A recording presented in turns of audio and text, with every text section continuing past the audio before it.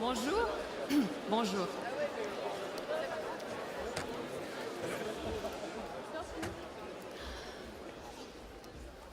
Bonjour, bienvenue à toutes et à tous. Vous êtes à peu près 1500 dans cette salle, le Swiss Tech Convention Center, très belle salle.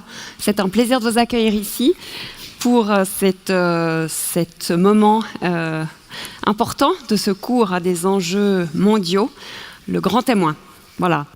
Donc rapidement le programme, il y aura 4 moments, une introduction par votre vice-président pour l'éducation qui vous placera le contexte.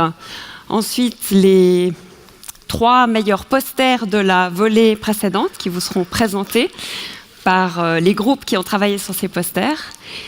Une remise des prix pour les 12 meilleurs posters de l'année passée et puis le grand témoin, Marcel Salaté, que je vous présenterai tout à l'heure, avec lequel vous pourrez interagir à la fin de cette manifestation. Voilà, donc sans plus tarder, on va commencer avec l'introduction. C'est donc le vice-président pour l'éducation qui va vous parler. C'est quelqu'un qui est très concerné par votre formation, par ce que vous recevez ici. Il est très concerné aussi par ces enjeux mondiaux. Il a conçu le cours, il l'a rendu possible. Et donc, je vous laisse entre ses mains. Voilà, Pierre van der Ginst.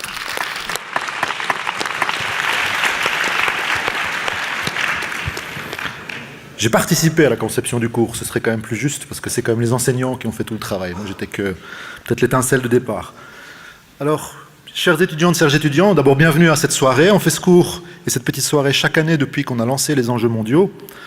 Quand on a lancé ce cours il y a quelques années, notre ambition c'était d'essayer de mieux illustrer le fait que la science et la technologie peut avoir un impact vraiment profond sur la société. Et pas quelque chose qui soit abstrait, pas quelque chose qui soit loin de votre pratique quotidienne, mais quelque chose dans lequel vous, en tant qu'ingénieur, en tant que scientifique, pourriez réaliser qu'effectivement, les choses que vous apprenez vont avoir un impact direct sur la vie des gens.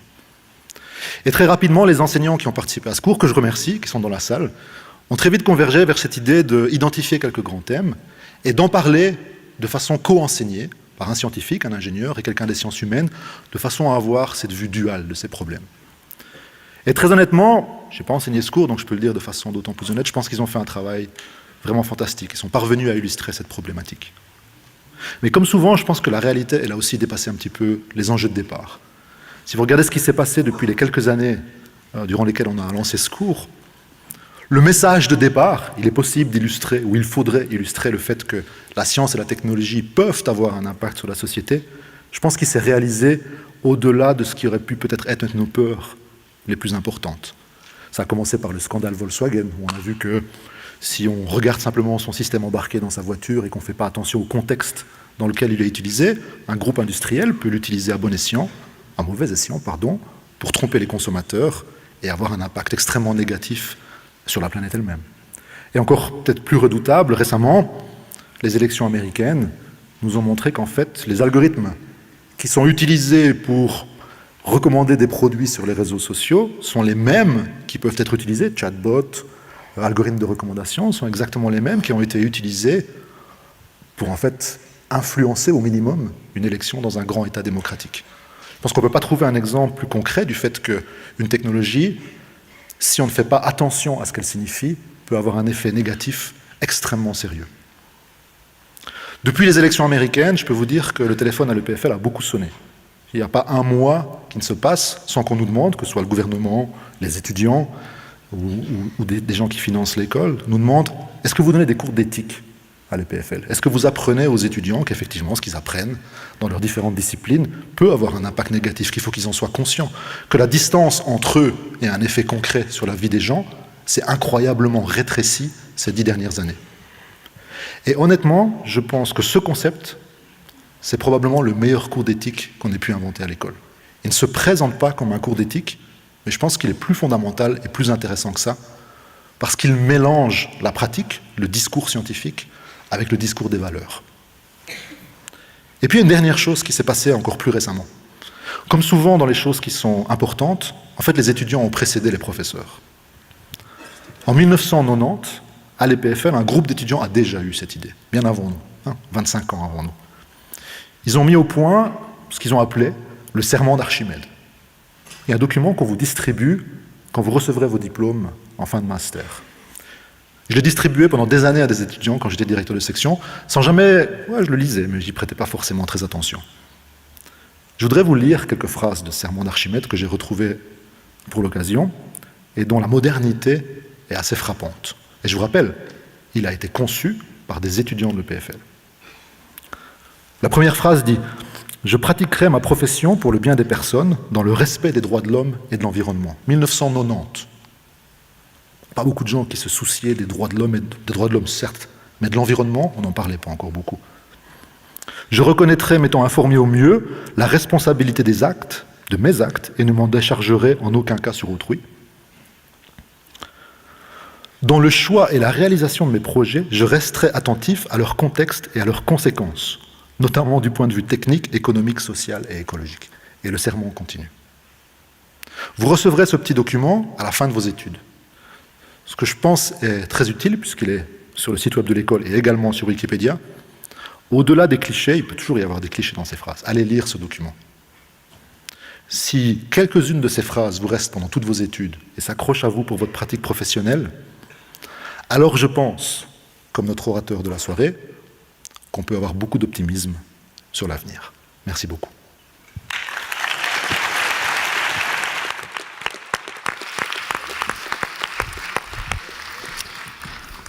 Merci Pierre. Le ton est donné. Voilà, donc on va passer aux présentations des posters. En 2 mots, comment est-ce que ces posters ont été choisis? Donc c'est d'abord les professeurs des 12 modules qui ont retenu et proposé un groupe par module, et ensuite c'est une sélection des étudiants qui arrive donc à 3 finalistes que vous allez écouter et dont vous allez voir le travail tout de suite. Voilà, donc on commence avec le groupe Alimentation A.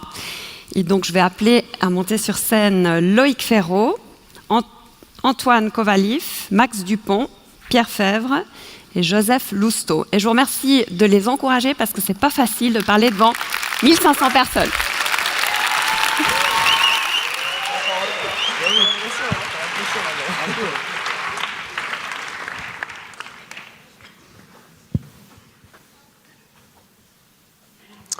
Alors bonjour à tous, donc on va vous parler des drones au service de l'agriculture durable. Donc dans le contexte démographique, je pense que vous avez tous déjà entendu cette stat de 10 milliards de personnes en 2050 et le réchauffement climatique. L'agriculture fait face à de nouvelles problématiques, notamment d'optimisation de la production. Donc dès lors, la FAO, qui est la Food and Agriculture Organization, dans mon meilleur anglais, voit le développement de l'agriculture de précision comme une solution, dont une des technologies phares est le drone. Donc l'agriculture de précision, le concept c'est d'améliorer les rendements avec des analyses très fines, donc à l'échelle intracellule. Intraparcellaire. Ouais. Excuse-moi. Et donc on va voir dans quelle mesure est-ce que le drone peut répondre à cette problématique. Voilà, donc on peut se demander pourquoi les drones peuvent être utiles pour l'agriculture durable et surtout l'agriculture de précision, comme Joseph l'a expliqué. Donc déjà, il y a 3 points qui seront plutôt globaux, un point social, un point environnemental et puis un point économique. Déjà, le point social, c'est que en connaissant le terrain, en connaissant le champ, l'agriculteur, il va avoir des moyens facilités pour s'occuper de son champ. Par exemple, il aura un guidage GPS, il appuie juste sur un bouton et puis son tracteur va faire le travail presque tout seul. Donc voilà, ça c'est un premier avantage. Il y a aussi l'avantage environnemental.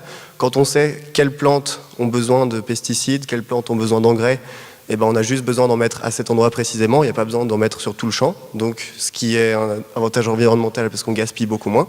Et puis dans l'avantage économique, vu qu'on gaspille moins, forcément on paye moins, donc on a plus de rendement parce qu'on s'occupe aussi que des plantes qui en ont besoin. Maintenant, d'un point de vue un petit peu plus précis, justement la précision des drones est prévalente par rapport à celle des satellites. Vous pouvez le voir sur cette image ici. Vous voyez tout de suite la différence entre l'image qui a été prise par un satellite et celle qui a été prise par un drone. Donc déjà, on a la précision, on connaît l'échelle, on connaît le champ à l'échelle du mètre carré, enfin, c'est beaucoup plus précis. C'est plus mobile qu'un tracteur, parce qu'avant, c'était ce qui était utilisé, un tracteur qui passait dans le champ pour faire des mesures. Ou alors, il y a aussi des capteurs qui sont mis au milieu du champ. Et donc ça, c'est vraiment terre à terre et il faut mettre beaucoup de capteurs pour avoir assez de précision. Et donc c'est pour ça qu'on peut dire que en fait, le drone est l'intermédiaire entre le ciel et la terre, entre le satellite et les capteurs au sol. Et on a aussi beaucoup plus de rapidité parce qu'on peut commander un drone et il arrive dans les quelques heures pour faire les mesures sur le champ. Donc le principe, c'est assez simple. Donc on survole un champ avec un drone qui est équipé de multiples capteurs. Principalement, le rôle de ces capteurs, c'est de capter la lumière qui est réfléchie par les plantes. Et sur une analyse de cette lumière, donc en général qui est effectuée par des moyens informatiques, bien évidemment, on arrive à déduire certains facteurs, enfin certains paramètres des plantes, c'est-à-dire par exemple la chlorophylle, comme on voit sur le graphique, qui est un assez bon indicateur de l'état de santé des plantes. On peut bien sûr avoir une idée de l'irrigation du champ, mais aussi éventuellement des maladies qui vont affecter la lumière reflétée par les plantes. Et c'est toutes ces informations qui vont finir dans les mains de l'agriculteur qui va pouvoir ajuster ses pratiques afin d'économiser éventuellement des pesticides, de l'eau ou tout autre paramètre. Alors malheureusement, même si on économise pas mal sur par exemple les pesticides et les engrais, le coût des drones reste une grosse limite. Ça peut aller jusqu'à 50 000 francs pour un kit complet. Donc la rentabilité à court terme, elle est vraiment limitée. Une autre chose, c'est que la législation dans plusieurs pays, elle n'est pas tout à fait au point ou alors trop stricte. C'est-à-dire que pour pouvoir démocratiser l'utilisation du drone dans l'agriculture, il va falloir passer aussi par les gouvernements. Une chose qui est aussi un gros problème dans beaucoup de pays en voie de développement, c'est l'accès à certaines ressources, par exemple le réseau GSM ou Internet, ou même l'électricité pour pouvoir recharger ces engins. Ce n'est pas disponible partout. Alors c'est une technologie qui ne peut pas être implémentée partout. Ensuite, la qualité des données, elle dépend grandement des conditions météorologiques. S'il y a des variations dans la luminosité, par exemple, les données peuvent être erronées. La lumière réfléchie ne sera pas tout à fait juste et c'est plus compliqué d'interpréter ces données. Une chose encore, c'est qui a accès à ces données. Les entreprises traitent souvent des masses incroyables d'informations à l'interne et sont peu transparentes sur qui a accès, qui peut influencer les algorithmes et comment la décision est prise de oui, il faut mettre un engrais ou il faut mettre des pesticides. Donc cette pratique, elle s'adapte plutôt aux monocultures qui ne sont donc pas très durables. Donc, malgré ces différentes limites, le drone pourrait être une solution très intéressante dans la logique du développement de la production agricole durable. Il pourrait cependant être amélioré pour une utilisation dans les pays en développement ou alors dans les exploitations familiales qui représentent plus de 75% de la production agricole mondiale. Voilà, merci.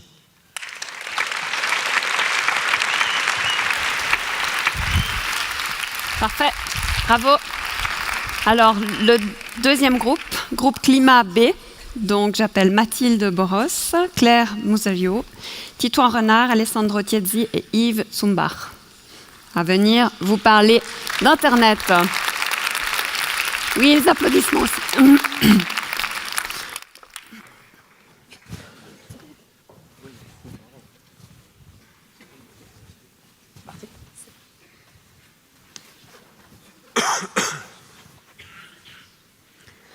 Bonsoir à tous. Alors on vous l'a dit, aujourd'hui on va vous parler un petit peu d'Internet et de la pollution que le réseau peut générer. Et peut-être pour débuter cette présentation, je vais vous poser une question. Qui parmi vous, en toute honnêteté, peut prétendre aujourd'hui ne pas avoir utilisé Internet du tout, en aucune manière? Donc pas WhatsApp, pas Facebook, pas YouTube, pas Moodle, rien. Probablement pas tant de monde que ça. Et cet exemple illustre bien, je trouve, le fait que Internet s'est enraciné dans notre société de façon extrêmement profonde et de manière très intéressante a fait ça d'une façon très transparente. On a souvent peu l'impression qu'on utilise Internet et quand on l'utilise, c'est de façon assez instantanée. On envoie des documents dans le cloud, par exemple. Ce nuage, c'est une image qui illustre bien la chose. Mais ça reste qu'une image, hein, c'est absolument pas vrai. Et là, je vais me permettre de vous ramener un petit peu sur Terre. Internet, c'est matériel. Internet, c'est des kilomètres et des kilomètres de câbles à ultra haut débit sous-marin. Internet, c'est des hectares de centres de données qui tournent 24 heures sur 24. C'est des milliers de routeurs. Voilà ce qu'est réellement Internet. Et évidemment, toute cette infrastructure consomme beaucoup d'énergie, doit être produite, détruite. ça consomme, ça pollue. Donc une grande partie de notre travail était consacrée à la recherche de solutions à la pollution générée par Internet. On a choisi de le répartir en deux catégories. Tout d'abord, les solutions à grandes échelles, c'est le réseau et les centres de données, auxquels on attribue actuellement 50% de l'énergie consommée par Internet. Et de l'autre côté, les solutions à plus petites échelles, pour les autres 50% au niveau des utilisateurs. Alors tout d'abord, pour le réseau. Le problème majeur, c'est la taille des installations et le fait qu'elles tournent à plein régime tout au long de la journée. Une possibilité est là de réduire le trafic aux heures creuses. Mais il y a aussi le fait que les installations ainsi que les logiciels sont assez anciens. Donc on pourrait en développer des nouveaux, plus optimisés, qui consomment moins. Ensuite, du côté des centres de données, le problème majeur, c'est la chaleur. Forcément, des machines dans une salle close, ça chauffe énormément. Il y a diverses possibilités, comme par exemple le refroidissement naturel. C'est ce qu'on utilise à l'EPFL. On se base sur une différence de température entre l'air intérieur et l'eau du lac. Mais il y a d'autres possibilités, comme par exemple de collecter la chaleur pour chauffer d'autres bâtiments par un recyclage. On s'est aussi intéressé à savoir ce que les entreprises font. On a regardé Google et Facebook. Alors toutes les deux ont signé des accords d'achat de puissance, c'est-à-dire qu'elles s'engagent à s'approvisionner en énergie 100% renouvelable. Et actuellement, elles en sont toutes les deux à plus de la moitié. Voilà, donc là, on vous a détaillé un peu les solutions à une échelle globale pour les grandes entreprises, le réseau en général. Mais en fait, 50% de la consommation électrique d'Internet, c'est les utilisateurs finaux, à savoir vous et moi. Et du coup, quelles sont les solutions à notre échelle? Alors, il en existe plein. Je vais vous en donner 3 pour l'exemple. La première, qui est quand même étonnamment simple, c'est de simplement éteindre les appareils qu'on n'utilise pas. Si vous partez en vacances, le Wi-Fi, vous pouvez le couper, par exemple. Une deuxième solution, c'est de limiter notre emploi des services qui sont très gourmands en énergie sur Internet. Il y a 2 exemples majeurs qui sont d'une part le streaming, donc tout ce qui est vidéo sur YouTube ou film que vous regardez très légalement. Et d'autre part, il y a tout ce qui est les services cloud comme Google Drive ou Dropbox. Chaque fichier que vous mettez dans ce nuage doit être refroidi 24 heures sur 24. Ceci dit, je dirais, là où il y a le plus gros potentiel d'amélioration maintenant, c'est dans le fait de sensibiliser les gens. Il faut qu'on comprenne que quand on agit sur Internet, quand on clique, c'est pas transparent. Ça génère une pollution, ça génère une consommation. À titre d'exemple, toutes les requêtes Google produisent 0,2 g de CO2. Nous nous sommes ensuite posé une question. C'est la question de savoir est-ce qu'aujourd'hui, nous polluerions moins sans Internet ? Alors évidemment, pour répondre à cette question, il faut considérer de nombreux facteurs.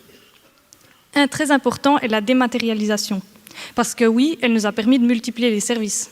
Mais en même temps, on les surexploite. C'est-à-dire qu'on envoyait plutôt une lettre, maintenant on envoie 10, 20 mails sans compter. Mais bon, de l'autre côté, on économise aussi des ressources. Plus de papier, pas de déplacement pour amener l'information. Mais il faut toutefois rester bien conscient du fait que ces ressources ont évolué. Donc on produit du papier durable, on a des moyens de déplacement qui polluent moins. Donc au final, savoir si aujourd'hui nous polluerions moins sans Internet est une question à laquelle on ne peut pas vraiment répondre. Surtout du fait de l'omniprésence d'Internet. C'est vrai qu'il s'est immiscé partout, dans tous les secteurs, dans tous les domaines. Donc on ne peut pas vraiment chiffrer la pollution qu'on générerait sans Internet. Alors, je vais conclure cette présentation. On vous a parlé d'Internet, qui est quand même un problème important de nos jours. La consommation électrique d'Internet, en fait, représente ce que génèrent 100 centrales nucléaires. C'est en gros 10% de la consommation électrique mondiale, Internet. Et là où ça devient vraiment marrant, c'est que pour l'instant, seul 50% de la population a accès à Internet. Je vous laisse imaginer ce que ce sera quand 100% de la population y aura accès. Donc le potentiel d'aggravation est important. D'un autre côté, les solutions sont existantes et à tous les niveaux, que ce soit à grande échelle, petite échelle, il y a beaucoup de choses à faire. Finalement, la question c'est est-ce qu'on fera l'effort de mettre ces solutions en place? Et j'espère que vous, futurs ingénieurs, ferez l'effort de le faire. Et je vais apporter ma pierre à l'édifice ce soir en vous proposant de changer une habitude facile qui vous permet d'économiser un peu d'énergie. Quand vous faites des recherches en ligne, plutôt que d'utiliser la recherche Google toujours, vous pouvez utiliser la barre d'adresse directement. Vous tapez l'URL du site et du coup, vous vous évitez comme ça une requête. pour chacun des sites web que vous visitez. Bon, et puis, si vous voulez vraiment me faire plaisir, vous pouvez aussi décider, par exemple, de changer moins souvent de téléphone. Je vais vous donner un petit chiffre pour illustrer ça. Si je parle d'Apollo 11, je pense que ça me résonne un peu. C'est la première fusée qui a été sur la Lune. Puis maintenant, je vous parle aussi de l'iPhone 6. Ça, c'est celui que vous avez plus dans vos poches parce qu'il est trop vieux, il marche plus assez vite. Il vous faut savoir que l'iPhone a la puissance suffisante pour envoyer simultanément 120 millions d'Apollo 11 sur la Lune. Changez peut-être pas tous les ans d'iPhone. Voilà. Merci beaucoup.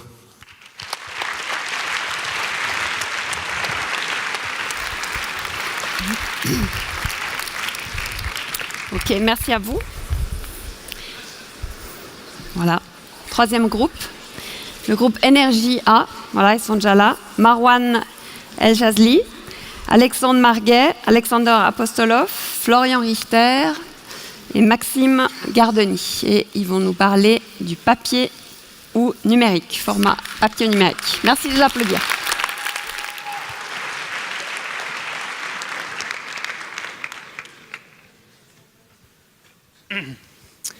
1000 pages par personne et par année. C'est le nombre moyen d'impression ici même à l'EPFL.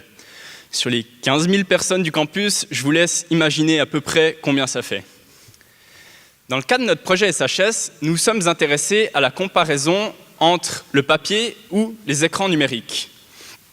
En effet, dans les milieux administratifs comme scolaires, académiques, les impressions tendent à être remplacées peu à peu par les écrans. Mais est-ce vraiment une bonne chose?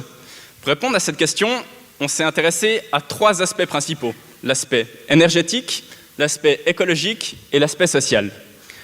Commençons tout d'abord par l'aspect énergétique. Nous sommes intéressés à la lecture type d'un étudiant de l'EPFL, soit 24 slides de cours répartis sur 3 feuilles A4 recto verso. Concernant le papier, 95% de l'énergie est consommée pour la production du papier et seulement 5% pour son impression. Si on additionne toute la consommation, on arrive à 200 kJ pour nos 3 petites feuilles.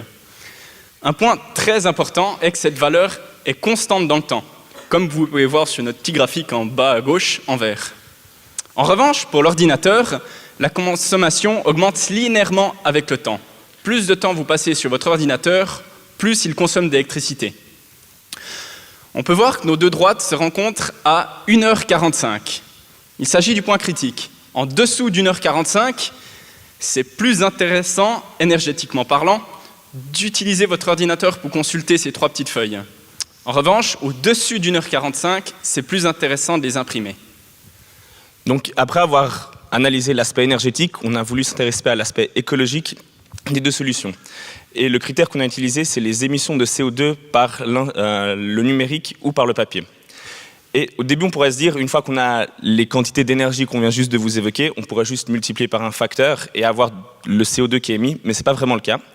Parce que dans les 2 choix, on utilise des procédés qui utilisent de l'énergie qui est plus ou moins verte. Par exemple, si on pense aux machines qui coupent des arbres dans la forêt, elles n'utilisent pas la même énergie que nous quand on branche notre ordinateur dans les salles de l'EPFL. Donc, on a refait une petite recherche et vous pouvez voir notre résultat, c'est le graphique tout en haut à droite. Et comme avant, vous voyez que le papier, une fois qu'il est produit, il ne va plus émettre de CO2, alors que l'ordinateur, plus on l'utilise, plus il continue à émettre du CO2. Et donc, les 2 droites, elles vont s'intersecter, mais cette fois, c'est bien plus tard, c'est au bout de 5h45, donc 4 heures après sur le graphique précédent. Du coup, avant 5h45, c'est plus intéressant d'utiliser un ordinateur, alors qu'au bout de 5h45, d'un point de vue des émissions de CO2, c'est mieux d'utiliser du papier. Le 3e et dernier aspect qu'on a cherché à explorer, c'est l'aspect social. En effet, nous nous sommes posé la question suivante. Est-ce qu'il y a une différence au niveau de la performance académique entre un étudiant qui prend des notes sur papier et un étudiant qui prend des notes sur ordinateur? Il se trouve qu'il y a des chercheurs de l'université de Stanford qui se sont posé cette question-là précisément et qui sont arrivés à la conclusion suivante. En moyenne, un étudiant qui prend des notes sur papier présentera de meilleures performances académiques qu'un étudiant qui prend des notes sur ordinateur. Pourquoi? L'explication fournie est tout simplement qu'un étudiant qui prend des notes sur ordinateur peut écrire très vite. Il aura donc tendance à tout simplement retranscrire ce qui est dit en cours. sans reformuler ces explications-là. En revanche, un étudiant qui prend des notes sur papier, tout simplement par manque de temps, va devoir reformuler les informations données en cours, et c'est justement ce processus de reformulation qui est à l'origine d'une meilleure acquisition d'informations. Et pour finir, nous avons fait une petite étude à l'EPFL. Nous avons demandé quelques chiffres à MyPrint, donc le service qui s'occupe des imprimantes à l'EPFL. Et donc on peut voir sur ce graphe en bas à droite le nombre d'impressions par étudiant et par année. Les imprimantes ont été mises en place en 2008, d'où cette augmentation jusqu'à 2015, année à laquelle on a atteint les 1000 pages par personne. Mais ce qui est intéressant de noter, c'est la diminution en 2016. Une des hypothèses est la démocratisation des tablettes, objet électronique qui au final est un bon compromis entre le format papier et le format numérique. Et donc en conclusion, qu'est-ce qui est mieux, le format papier ou le format numérique? Vous savez, moi je ne crois pas qu'il y ait de bonnes ou de mauvaises situations. Moi, si je devais résumer ce projet, je dirais que c'est tout simplement une question d'utilisation. Le papier sera préférable pour un document sur lequel on va passer beaucoup de temps, par exemple une série d'analyses. En revanche, le numérique sera préférable pour un document qu'on va survoler, par exemple un cours pour lequel on ne prête pas d'attention. Merci.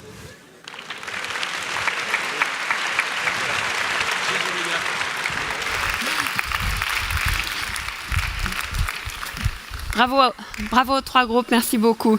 Nous allons donc passer à la remise des prix.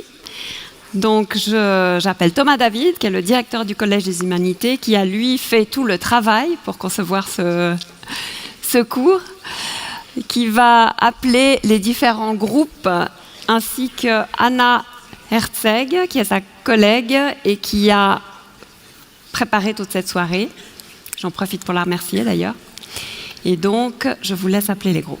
Peut-être juste un mot pour reprendre ce que Pierre a dit. C'est pas moi qui ai mis en place, c'est tout le CDH. Ce sont tous les enseignants des enjeux mondiaux qui ont œuvré, qui ont énormément travaillé durant ces dernières années. J'aimerais vraiment les féliciter et les remercier pour tout le travail et tout l'investissement qu'ils ont fait au cours de ces 4-5 dernières années. Merci beaucoup.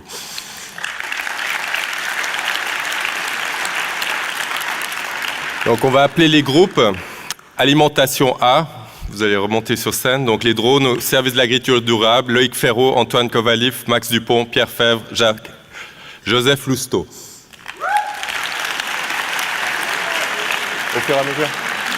Alimentation B, Fred Laveille, les restaurateurs face au gaspillage alimentaire, Lorenzo Lamarche, Gilles Gasser, Emma Larcelet, Dimitri Nicole et Aude Sally. Climat A, la migration forcée face à la montée des eaux, le cas de Tuvalu et Kiribati, Elisa Berger, Loé Maire, Julie Dutoit et Benjamin Heut.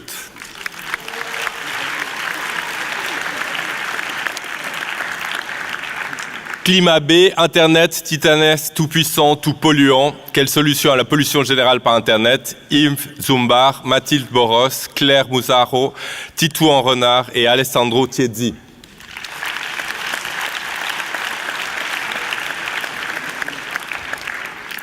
Communication A, Web Search, You Are What You Click, Paul Mansa, Tristan Meignier, Xiao Yenzu, Malo Perez et Salim El Mernissi.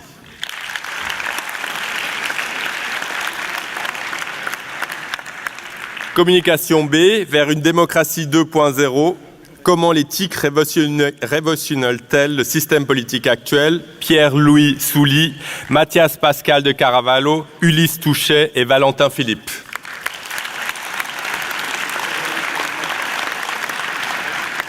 Énergie A, format papier ou numérique, quelle solution? Alexandre Marguet, Maxime Gardoni, Marwan El Chazli, Florian Richter et Alexander Apostolov.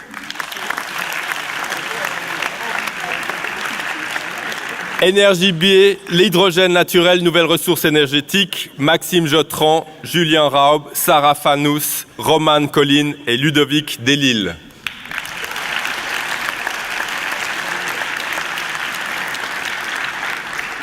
Mobilité A, Mobility comme potentiel moyen de pallier au manque de transport public sur le dernier kilomètre, Roman Ramseyer, Christian Gasser, Sylvain Marty, Thibaut Riben et Sharafeddin El Fati.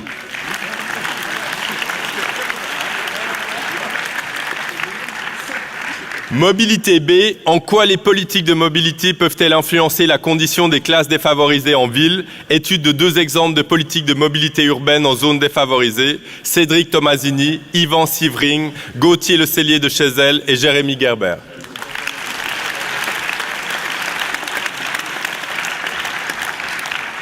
Santé A, intelligence artificielle, le médecin de demain. Alice Biber, Nicolas Brandt dit Crierin, Charlotte Gianou, Mathieu Rochat et Mathias Schopfer.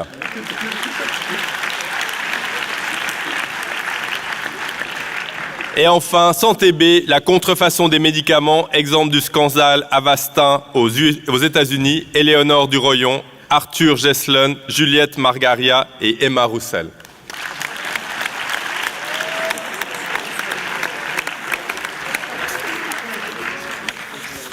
Alors je crois qu'on peut encore les applaudir toutes et tous une dernière fois. Merci beaucoup.